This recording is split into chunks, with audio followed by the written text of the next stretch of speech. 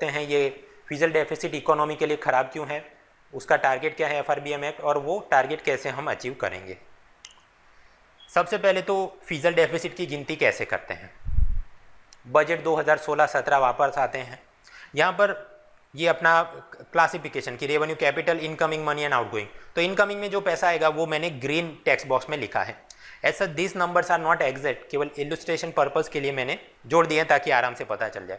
Okay, तो आप पाएंगे कि रेवेन्यू रिसिप्ट में इतने 13 लाख करोड़ हैं और कैपिटल रिसिप्ट में 6 लाख करोड़। उसमें भी इंटरनल कंपोनेंट होगा, बोरोइंग होगा, डिसइन्वेस्टमेंट होगा, लोन रिकवरी सो ऑन। ठीक, तो ये अपना ग्रीन है, मतलब इनकमिंग मनी। उसके सामने खर्चा, तो रेवेन्यू एक्सपेंडिचर में इतना खर्चा, सब्सिडीज एंड सो ऑन। तो आप पाएंगे कि रेवेन्यू पोर्शन में खर्चा ज़्यादा है, आमदनी कम है, तो वहाँ पर डेफिसिट। उसके सामने कैपिटल में आप देखेंगे रिसिप्ट है 6 लाख करोड़ और सामने एक्सपेंडिचर कितना 2.4 लाख करोड़। तो यहाँ पर आमदनी ज़्यादा है, खर्चा कम है, तो कैपिटल में सरप्लस है। अभी इन आंकड़ों को हम जोड़ते हैं। टोटल एक्सपेंडिचर कितना, तो रेड कलर वाले जो आंकड़े हैं, मतलब revenue expenditure plus capital expenditure, ये निकालो, पता चलेगा -19.7 लाख करोड़ रुपीज़। और सामने टोटल रिसिप्ट कितनी है, तो कैपिटल और रेवेन्यू वाले रिसिप्ट के आंकड़े ग्रीन कलर वाले नंबर्स को जोड़ दो तो +90.7 लाख करोड़। तो टोटल बजट डेफिसिट कितना होगा, प्लस माइनस कैंसिल, जीरो आ जाएगा। तो अब सवाल ये आश्चर्य कैसे हो गया, जीरो बजट डेफिसिट कैसे हो गया, और अगर ये जीरो है तो फिर ये FRBM और ये सारी चिंता क्यों। अब देखिए बजट बनाने का काम कौन करता है, डिपार्टमेंट ऑफ इकोनॉमिक अफेयर्स। ठीक, अब बजट 2016-17 बनाना है तो वो अपने आंकड़े जोड़ना शुरू करेंगे फ्रॉम दिसंबर जनवरी कि सबसे पहले कि रेवेन्यू एक्सपेंडिचर उसमें कौन कौन से खर्चे आने हैं, तो वो लिख देंगे। स्टाफ सैलरी वगैरह तो तय है, सब्सिडी वगैरह के वो प्रोजेक्शन बनाएंगे, तो इतने लाख करोड़। उसी प्रकार कैपिटल में जो जो स्कीम कैपिटल एक्सपेंडिचर है या डिफेंस एक्विजिशन, उसके आंकड़े वो जोड़ देंगे, उनको पता होगी या प्रोजेक्शन करेंगे। देन रेवेन्यू रिसिप्ट, तो टैक्स में कितना पैसा आएगा, नॉन टैक्स में कितना पैसा आएगा, वो भी वो आंकड़े प्रोजेक्ट करके लिख देंगे। आगे अपना कैपिटल रिसिप्ट और वहाँ पर जो लोन में पैसा दिया उसके लोन रिकवरी में कितना पैसा आएगा वो कुछ जोड़ देंगे। और फिर अपना डिसइन्वेस्टमेंट से कितना पैसा आने वाला, तो 56,500 करोड़ रुपए उनका प्रोजेक्शन है, वो जोड़ देंगे। तो इतने आंकड़े उनके पास रेडी हैं। अब आप ये ग्रीन रेड के प्लस माइनस करोगे तो नेट पता चलेगा कि 6,000 रुपये, माफ कीजिएगा 6 लाख करोड़ रुपए अभी भी खड्डा हमको देखने को मिल रहा है। इन अदर वर्ड्स 6 लाख करोड़ रुपए जितना मार्केट बोरोइंग करना पड़ेगा, तब जाके पूरा जवाब हमको जीरो मिलेगा। So like that they will adjust the numbers. इसलिए बजट डेफिसिट तो जीरो आ जाएगा, बट मार्केट बोरोइंग उतना सेट करके वो जवाब जीरो आए हैं।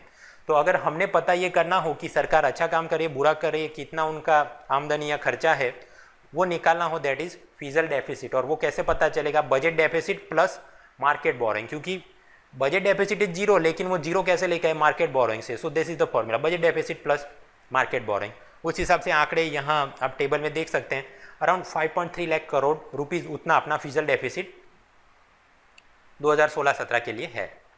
अब आगे बात, ये तो फिजिकल डेफिसिट है, लेकिन पुराने वर्षों में हमने जो जो उधारी कर ली थी उस उधारी पर ब्याज में सरकार ने पैसा देना है निवेशकों को, RBI को, विदेशी जो भी IMF वगैरह है। तो वो जो ब्याज में पैसा देना है that is also a fix number. तो इंटरेस्ट पेमेंट में जितना पैसा देना है वो फिजिकल डेफिसिट से माइनस करो, तो जो आंकड़ा मिलेगा that will be primary deficit. और ये प्राइमरी डेफिसिट का फंडा मनमोहन सिंह 1993 बजट में लेके आए। मतलब उस प्रकार से आंकड़े जोड़ के वो जताना चाहते थे कि इस प्रकार से प्राइमरी डेफिसिट को फोकस करके हमने अपनी पॉलिसीज बनानी चाहिए, अपना एक्सपांशन करना चाहिए एंड सो ऑन। ठीक, आगे बात, मतलब all in all market borrowing उधारी सरकार ने करनी पड़ती है। अब उधारी करनी पड़ेगी तो दो टाइप की होगी, शॉर्ट टर्म होगी या लॉन्ग टर्म होगी। और वो उधारी का सोर्स क्या होगा, एक तो RBI हो सकता है या RBI के अलावा कोई और निवेशक या रिटेल पार्टिसिपेंट। ठीक, तो जितनी भी उधारी सरकार शॉर्ट टर्म या लॉन्ग टर्म वाली RBI से लेके आती है पैसा, that is called monetised deficit. बाकी वाले ये traditional deficit and third is gross physical deficit. MCQ में कुछ पूछ सकते हैं आप, ये समझ लेना। मोनेटाइज डेफिसिट को और समझना हो तो लक्ष्मीकांत और उसकी पब्लिक एडमिनिस्ट्रेशन की किताब और वहाँ फाइनेंशियल एडमिनिस्ट्रेशन, वो चैप्टर आप एक बार देख लेना, वहाँ और भी MCQ के लिए काफ़ी अच्छे अच्छे उसने डेफिनेशन कंसेप्ट दिए हैं। ठीक, उधारी, अब सरकार के पास जितना भी पैसा है वो 3 जगह पे पड़ा होता है, right, consolidated fund, public account and contingency fund. तो सरकार ने जितनी भी उधारी का पैसा कंसोलिडेटेड फंड से निकाल के वापस करना है, that is called public debt. उसके अलावा सरकार को ये पोस्टल लाइफ इंश्योरेंस है, फिर national small saving scheme, right, वहाँ पर जनता ने जो पैसा दिया है वो भी ब्याज के साथ वापस करना, एक प्रकार की ये भी उधारी ही है, but that will be under the public account. तो वहाँ से जो पैसा वापस करना है सरकार ने, that will be called other liabilities. और public debt plus other liability आप करोगे तब आपको पता चलेगा कि what is the total liability of the union government. Again MCQ में पूछ सकते हैं, तो ये डेफिनेशन फॉर्मूला याद रखनी है। अब आते हैं आगे कि फीजल डेफिसिट खराब क्यों है। हाई लेवल ऑफ फीजल डेफिसिट होगी तो मतलब सरकार ने मार्केट से ज़्यादा पैसा उधारी में लाना पड़ेगा, एंड कॉन्सिक्वेंटली सरकार के जो सॉवरेन बॉन्ड्स है उसकी रेटिंग खराब होने लगेगी। यूएस ट्रेजरी बॉन्ड पे सबसे ज़्यादा सबको भरोसा है, तो AAA रेटिंग रहता है। भारत सरकार तो उसका BBB+ के आसपास चलता है, और अगर हमारी फीजल डेफिसिट और बढ़ती गई तो ये रेटिंग और नीचे नीचे नीचे CD ऐसा जाता जाएगा। अब ये खराब क्यों है, why is fiscal deficit bad and why is sovereign bond rating bad. एक एक पार्टिसिपेंट के पॉइंट ऑफ व्यू से देखते हैं। सबसे पहले RBI, क्योंकि हाई फीजल डेफिसिट होगी तो अपना सॉवरेन बॉन्ड रेटिंग बिगड़ जाएगा, तो मतलब सरकार नए अगर कोई बॉन्ड इशू करेगी तो आम जनता खरीदेगी नहीं, विदेशी निवेशक खरीदेंगे नहीं, तो उन्होंने वो बॉन्ड या ट्रेजरी बिल जाके RBI को चिपकाने पड़ेंगे, राइट। अब RBI के पास उतने पैसे नहीं होंगे, then they will print new currency and give it to government, that is called monetising of the deficit. ऐसा करने पर आप समझ सकते हैं कि बाजार में उतने गुड्स एंड सर्विसेज का प्रोडक्शन तो नहीं हुआ, बट सरकार के हाथ में नया पैसा आ गया। So that will lead to that same old Deendayal या राजीव गांधी सूटकेस ले लो योजना की, पैसा ज़्यादा है, बाजार में खरीदने के लिए चीज़ें कम, it will lead to demand pull inflation, और इन्फ्लेशन होगा तो वो इकोनॉमी को बहुत तरीके से नुकसान करता है, आपको पता है। And it will also hurt RBI, क्योंकि वो 2 to 6% के अंदर उन्होंने जो इन्फ्लेशन को काबू में करना है उसमें उनको दिक्कत आएगी। एक ये एंगल। दूसरा, मान लो राजन भाई ये बोले कि मुझे इन्फ्लेशन नहीं आने देना, देयरफॉर सरकार भले नया कुछ बोले, मैं उसके बॉन्ड बिल कुछ खरीदूंगा नहीं। अगर वो बोले तो इशू, मैं किसी को ऑक्शन में मदद करूंगा बट मैं खुद से नहीं खरीदूंगा, नया पैसा नहीं छापूंगा। इन दैट केस एक तो पहले से सॉवरेन बॉन्ड रेटिंग अपनी खराब है, मतलब private investor is not buying, RBI खुद भी परचेज नहीं करने वाली, तो सरकार फिर ये गवर्नमेंट सिक्योरिटी चिपकाएगी सरकारी बैंकों पर कि SLR के नाम पे जो भी 21 to 22% आपने निवेश करना था उससे और बढ़ के करो, राइट। 40-45% ऑफ योर NDTL वो सारा वो यहाँ पर चिपका देंगे। ऑब्वियसली इसके चलते फाइनेंशियल रिप्रेशन होगा, जनता को अपने जो भी सेविंग्स या फिक्स डिपॉजिट में पैसा डाले वहाँ पर उनको रिटर्न कम मिलेगा, and they will shift towards gold. Gold पे जाएंगे तो इंपोर्ट अपना बढ़ेगा, करंट अकाउंट डेफिसिट बढ़ेगा, रुपये के अपना डॉलर के सामने वीक हो जाएगा, तो क्रूड ऑयल महंगा अपने को लगेगा, इन्फ्लेशन बढ़ेगा, और वो सारे एंगल। उसके सामने कुछ जनता चाहेगी कि मुझे बैंक में अब पैसा निवेश नहीं करना, I will go to real estate, तो it will lead to property speculation and black money, ठीक।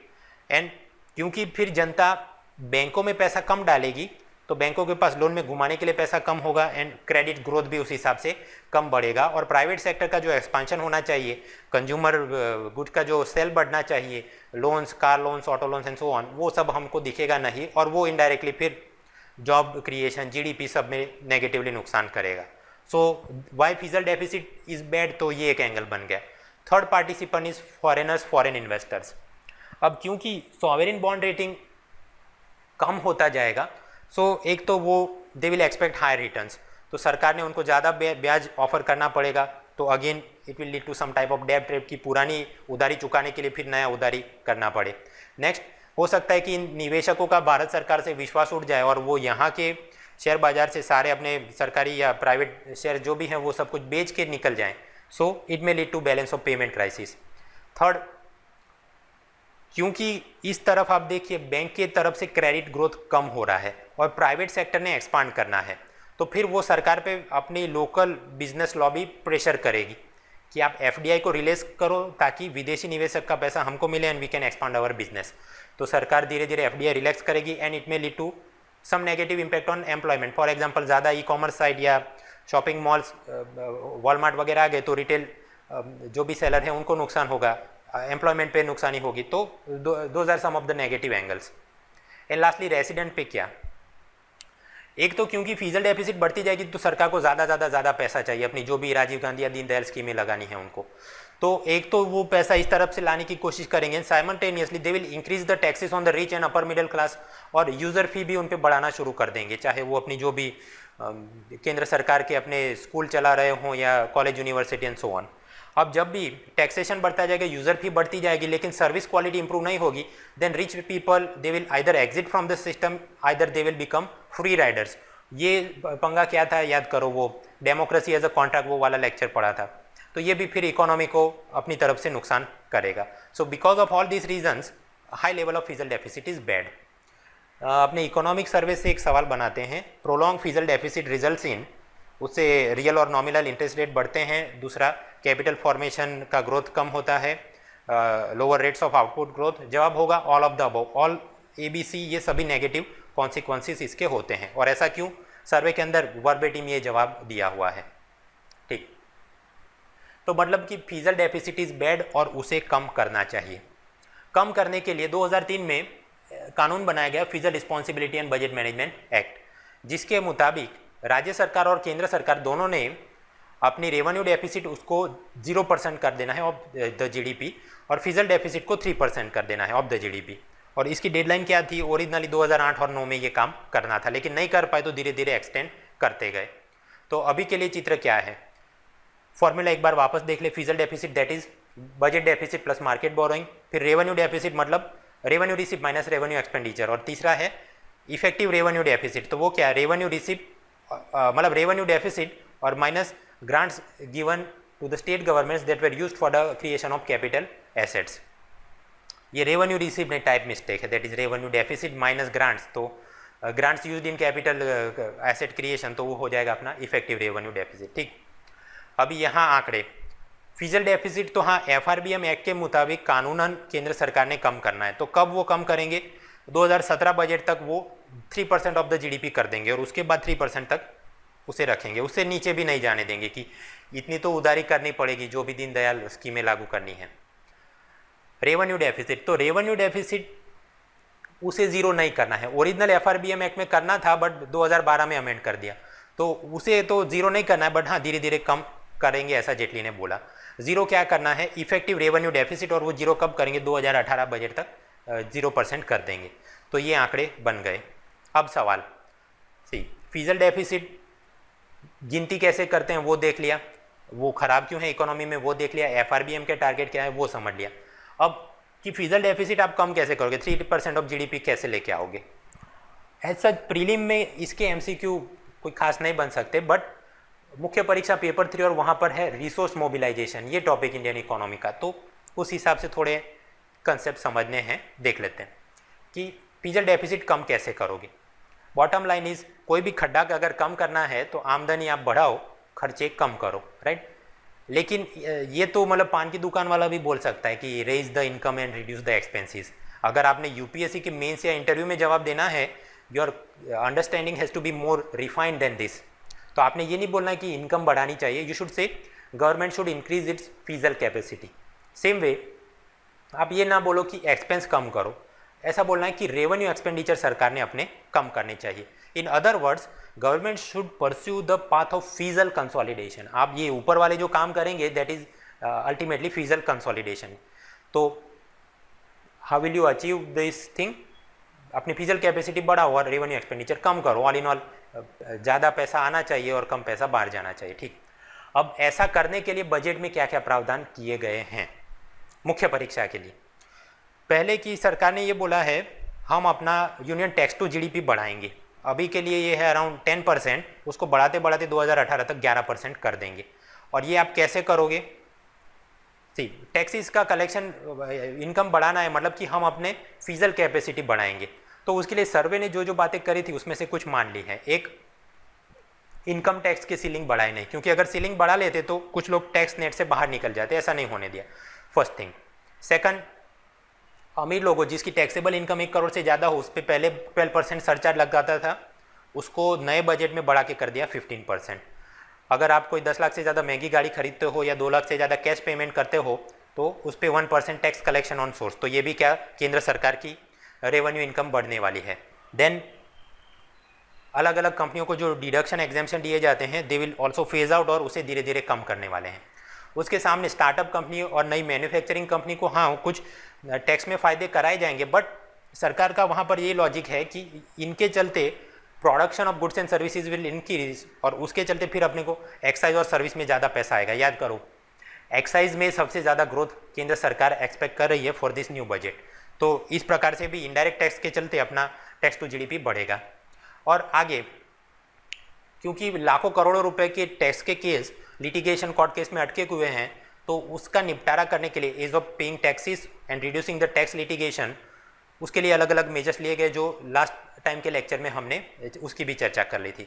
तो ये सारे 1 से लेके 5 मुद्दे पे आप थोड़ी चर्चा करो, and that will lead to increase in tax to GDP ratio and the physical capacity of the government. उसी प्रकार जो टैक्स इवेजन अवॉइडेंस का मामला था उसको कम कराने के लिए जनरल एंटी अवॉइडेंस रूल लेके आएंगे और प्लेस ऑफ इफेक्टिव मैनेजमेंट लेके आएंगे। ये 2 चीज़ लागू करेंगे हम 1 अप्रैल 2017 से। और सरकार ये भी प्रोजेक्ट करे कि हम गुड्स एंड सर्विसेज टैक्स भी लागू करेंगे ताकि इनडायरेक्ट टैक्स में अपना कलेक्शन पहले से बढ़े। ठीक, आगे तो ये एक एंगल अपने को पता कि government should increase the income, तो ये खत्म अभी कि एक्सपेंडिचर सरकार ने कम करना चाहिए। तो गवर्नमेंट एक्सपेंडिचर टू जीडीपी इसके क्या है, ये वाला ग्राफ से आपको पता चल जाएगा। ये भी धीरे धीरे सरकार का प्रोजेक्शन है कि हम कम करेंगे, ताकि आमदनी तो अपनी बढ़ी है, खर्चे कम हो जाएंगे, तो अपने आप 3% ऑफ द जीडीपी जो फिजिकल डेफिसिट करना है वो हो जाएगा। तो गवर्नमेंट एक्सपेंडिचर कम करने के लिए क्या क्या मेजर्स लिए गए, एक तो restructuring of central sponsor scheme, 72 थे उसके फ्लिप करके ओनली 27 सेंट्रल स्पॉन्सर स्कीम है। आगे कि एलपीजी के अंदर जो आपको सब्सिडी दी जाती थी तो वहाँ पर पहल स्कीम ला दी तो लीकेज कम हो गया। नेक्स्ट, अगर आपकी टैक्सेबल इनकम हस्बैंड या वाइफ की 10 लाख रुपए से ज़्यादा है तो उनको ये पहल स्कीम का लाभ नहीं मिलेगा, तो उस हिसाब से जो अमीर लोगों को पैसा जा रहा था वो भी पहले से कम जाएगा, तो सब्सिडी में उतना बर्डन कम हुआ। सेम वे फूड सब्सिडी आप देख लो, फर्टिलाइजर देख लो, फ्यूल सब्सिडी, हर एक में कम होने वाला है, जैसा ब्रेक में जाने से पहले हमने देखा। सरकार ने बोला है हाँ we will create a panel to restructure man power in government departments and public sector undertakings, तो वहाँ पर भी कम लोगों की भर्ती की जाएगी भविष्य में, तो ऑब्वियसली सैलरी पेंशन में कम पैसा जाएगा, तो सरकार का उतना एक्सपेंडिचर कम हुआ। जो भी सेंट्रली स्पॉन्सर्ड स्कीम बनाई जाएगी, एक तो रिस्ट्रक्चर कर लिया, और हर एक स्कीम का सनसेट डेट होगा, वो डेट आने पर उस स्कीम को मतलब कि रोक कर उसका रिव्यू कराया जाएगा, नीति आयोग रिव्यू कराएगा यूजिंग थर्ड पार्टी, और फिर उस हिसाब से वो देखेंगे कि अच्छा बुरा क्या आउटकम मिला, उस हिसाब से क्या कंटिन्यू करना है स्कीम को या फिर ख़त्म कर देना है, they will decide. So that will also lead to reduction in the government expenditure. And lastly, सरकार की जो भी यूज़र फीस हैं उसे धीरे धीरे बढ़ाया जाएगा, चाहे वो मतलब वी कैन स्पेकुलेट कि यूपीएससी स्टाफ सिलेक्शन के जो आप अर्जी डालते हैं 100 रुपये में होती है, मे भी 500 रुपये कर दे, कंप्यूटर बेस्ड टेस्ट लेना है बोल के, या फिर केंद्र सरकार के जितने भी सरकारी स्कूल हैं, यूनिवर्सिटी कॉलेजेस, वहाँ पर कुछ किया जाए, स्पेक्ट्रम ऑक्शन वगैरह में कुछ और लाइसेंस फीस डाली जाए एंड सो ऑन। तो ये सब चीज़ करके भी सरकार अपने खर्चे कम करेगी। आप समझिए, अगर यूपीएससी जिसको 168 करोड़ रुपए मिल रहे हैं एप्लीकेशन फ़ी में, वो अगर बढ़ा दे तो उस प्रकार से जो सरकार ने उसको मदद करनी पड़ती थी एक्सपेंडिचर में, वो कम करनी पड़ेगी। ठीक, आगे बात, तो एफआरबीएम एक्ट समझ लिया, और वहाँ पर कि अपना टारगेट क्या है 3% ऑफ द जीडीपी, वो अपना फिजिकल डेफिसिट होना चाहिए। लेकिन जेटली ने बजट 2016 में ये बोला कि एफआरबीएम ये एक फिक्स टारगेट आपने तो दे दिया है कि 3%, तो ये नहीं, इसके बदले कोई रेंज होनी चाहिए। जैसे इन्फ्लेशन में हमने आरबीआई को एक रेंज दिया है कि आपने 2 to 6% के अंदर सीपीआई ऑल इंडिया उस इन्फ्लेशन को काबू में रखना है, एक नंबर नहीं बोला है, राइट। तो मतलब एक नंबर तो है 4%, बट वहाँ पर बोला है with band of 2% plus and minus, तो 2 से 6% के बीच उसको रेंज दिया गया है। सेम वे फिजिकल डेफिसिट में भी सरकार के पास रेंज होना चाहिए, ताकि there is some policy space. मान लो भविष्य में भगवान ना करे कि देयर आर ड्रॉट ईयर्स, तो किसानों को मदद करने के लिए सरकार ने ज़्यादा सब्सिडी या लोन रिलीफ ऐसा कुछ देना पड़े, तो सरकार के उस हिसाब से मार्केट बोरिंग बढ़ेगा, फिजिकल डेफिसिट बढ़ेगा, राइट। तो 3% की अगर हम एक लाइन पकड़ के बैठेंगे तो वो पॉलिसी स्पेस सरकार के पास नहीं होगा। तो सरकार मतलब जेटली ने ये बोला कि हमने ये एफआरबीएम एक्ट को रिव्यू करने की आवश्यकता है, और बजट 2016 में बोला था कि ये रिव्यू करने के लिए हम एक एक्सपर्ट पैनल बिठाएंगे। तो अभी थोड़े दिनों पहले ये एक्सपर्ट पैनल का गठन कर दिया है। 5 मेंबर की ये एफआरबीएम रिव्यू कमेटी बनाई गई है, जिसके चेयरमैन कौन है, N K Singh, he is the former revenue secretary and Rajya Sabha member. दूसरा मेंबर यहाँ पर है Urjit Patel, deputy governor of RBI, और मॉनेटरी पॉलिसी रिफॉर्म, ये 2 to 6% इन्फ्लेशन, ये पूरा किसका ब्रेन चाइल्ड था? उर्जित पटेल। तो ये दोनों लोग अपना दिमाग लगाएंगे। इसके अलावा 3 लोग और भी हैं, but UPSC point of view से वो इतने वीआईपी भी नहीं है कि हमको नाम याद रख के जाना पड़े। और इनको अपना रिपोर्ट सबमिट करने की डेडलाइन क्या है? 31 अक्टूबर 2016। और इसके कारण ये प्रीलिम के लिए तो काम का है, साथ ही साथ मेंस में भी अपने को परेशान करेगा, क्योंकि फिर रिपोर्ट आएगी तो हिंदू में ये मसला चलता जाएगा, और दिसंबर में फिर कुछ पूछ सकते हैं कि फिजिकल डेफिसिट को काबू में करने के लिए क्या करना चाहिए या क्या क्या रिफॉर्म्स हो जाएगा एंड सो ऑन। तो ठीक है, ये हमने देख लिया। सो अपना पिलर्स ऑफ इकोनॉमी, उसके अंदर second pillar budget and physical policy. तो फिजिकल कैपेसिटी, टैक्सेशन, 7 पे कमीशन, सब्सिडी, डिसइन्वेस्टमेंट और restructuring of central sponsor scheme, और ये पूरे के ऊपर ये अपना फिजिकल डेफिसिट उसे कैसे काबू में करना है वो बातें कर ली। जीएसटी 14 फाइनेंस कमीशन आप खुद से देख लेना। तो इस प्रकार से अपना जो पिलर्स ऑफ इकोनॉमी है वहाँ बैंकिंग फाइनेंस खत्म, ठीक, और ये अपना budget physical policy second pillar is also over. Next time मिलेंगे तो हम ये third pillar balance of payment उसकी चर्चा करेंगे। खुद से सेल्फ स्टडी में क्या करना है? आज की इस सेशन के बाद अब तक जो पढ़ लिया उस अनुसंधान में इकोनॉमिक सर्वे के कौन कौन से चैप्टर पढ़ने, तो ये वाले पब्लिक फाइनेंस, जेम, ट्रिनिटी, bounties of the well of and physical capacity for the 21st century. उसके आगे लक्ष्मीकांत, उसकी पब्लिक एडमिनिस्ट्रेशन की किताब, वहाँ फाइनेंशियल एडमिनिस्ट्रेशन का चैप्टर है, वो देख लेना। प्रीलिम में काम किए वहाँ पर कुछ फैक्टर्स दिए गए हैं। एंड लास्टली इंडिया ईयरबुक और उसका चैप्टर 13 है फाइनेंस, वो ऊपर ऊपर से देख लेना, तो थोड़ी चीज़ें वहाँ पर आपको मिल जाएंगी एमसीक्यू पॉइंट ऑफ व्यू से। और नेक्स्ट सेशन अपना शुरू हो बैलेंस ऑफ पेमेंट, उससे पहले आप ये अपनी L2 series and L3 series उस वाले वीडियो पुराने और पावर पॉइंट देख लेना।